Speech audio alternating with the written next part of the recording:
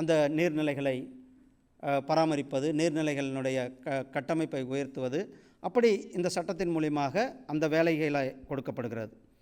அதேபோல் நீர்ப்பாசனத்துக்கான வாய்க்கால்களை வலிமைப்படுத்துவது, இப்படி இதில் அந்த நீர் தொடர்பான சாலைகள், தண்ணீர், உள்கட்டமைப்புக்கு அதிகமாக முக்கியத்துவம் கொடுத்து, கிராமங்களில் உள்கட்டமைப்புக்கு அதிக முக்கியத்துவம் கொடுத்து இந்த சட்டமானது கொண்டு வந்திருக்கப்பட்டிருக்கிறது. இந்த சட்டத்தின் மூலம்